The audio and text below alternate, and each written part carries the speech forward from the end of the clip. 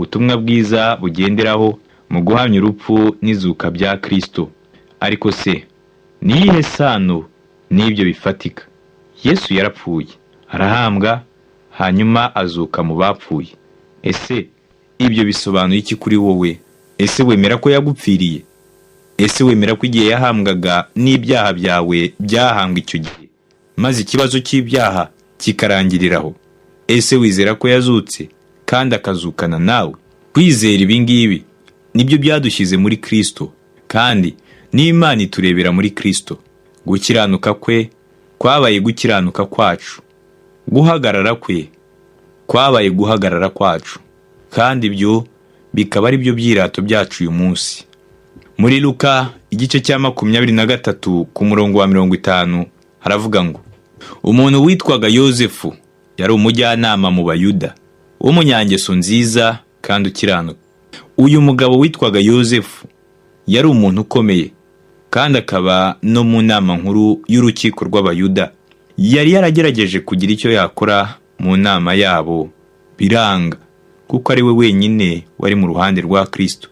Muri Luka igice cya 23 ku murongo wa 51 haranditse ngo, uwo ntiyifatanyije n'inama zabo n'ibyo bakoze. Yari umunyaramataya, umudugudu w'Abayuda, nawe yategerezaga ubwami bw'Imana. Nubwo yari umujyanama wo mu Bayuda, ntabwo yigeze yemeranya nabo ku byo bakoze. Ibyo bikatwereka ko abagize inama nkuru bose batemeranyije 100% ko Yesu yabambwa. Ntabwo ariko bose bemeranyije ibyo bakoreye Yesu bijyanye no kumubamba ku musaraba.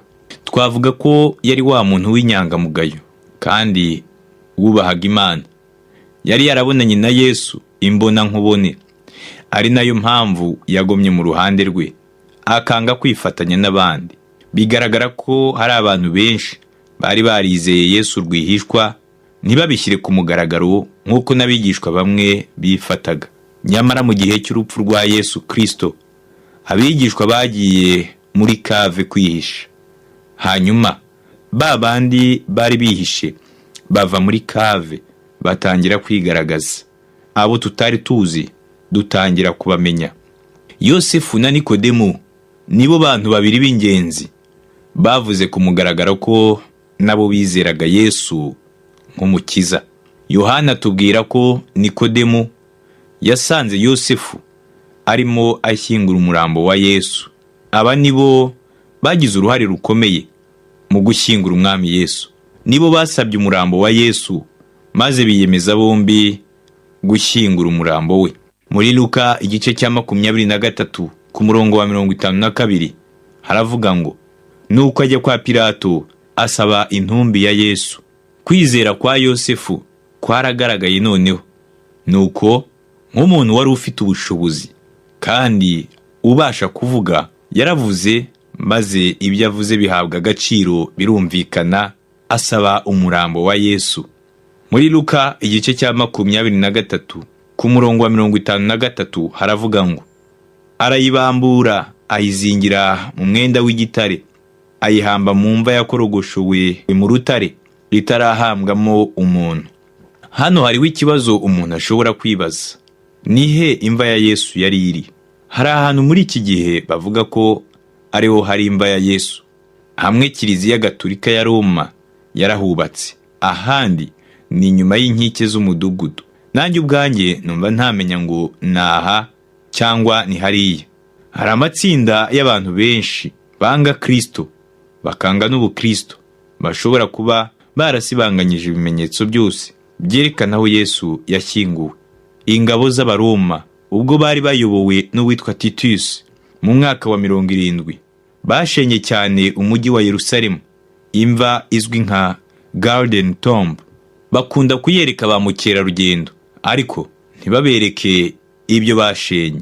Ndahamya neza ko atari iyo mva yashyinguwemo umurambo wa Yesu, nubwo ntashidikanya ko iyo mva iri muri ako gace. Imana ntiyagombaga gusiga ikintu icyo ari cyo cyose kitagezweho, kuko abantu bamwe bari gukoreramo iby'ubupfumu kurusha uko basenga Yesu Kristo.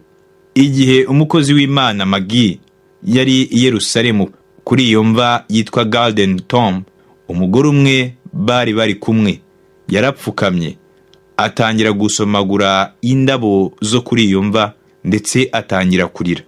Ariko ibyo ntacyo bivuze, yewe nubwo yaba koko ariho Yesu yashyinguwe.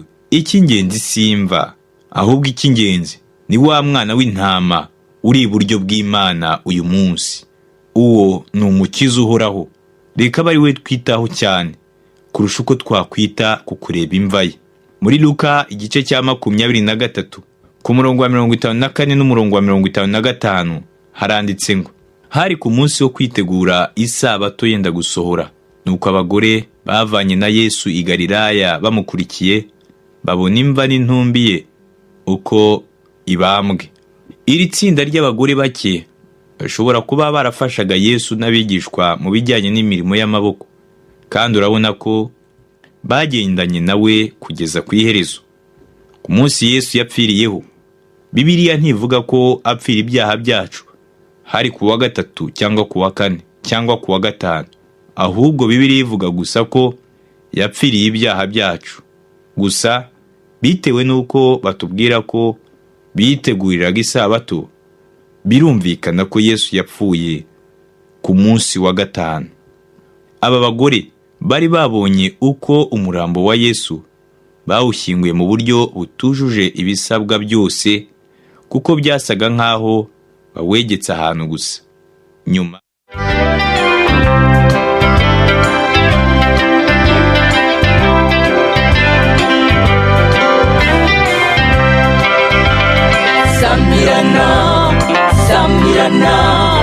Samirana usemerera Imana ihabwa icyubahiro. Samirana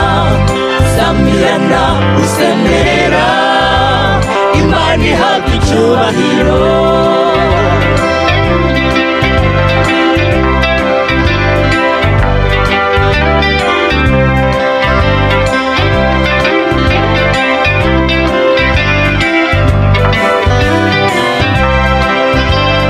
Samirana usemerera